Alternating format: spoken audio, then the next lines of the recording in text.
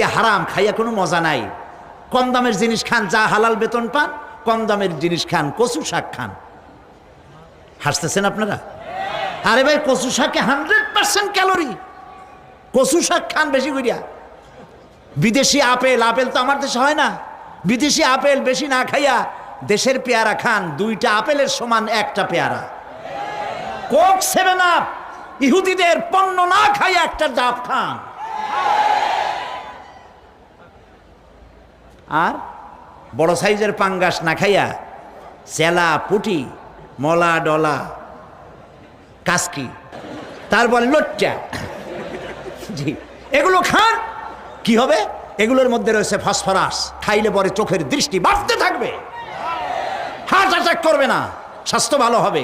স্বাস্থ্য ভালো হওয়ার অর্থ পেটটা বিশাল আকারে হওয়া না, পেটটা ছোট হওয়া, সিনাটা চওড়া হওয়া, এইটার নাম স্বাস্থ্য ভালো।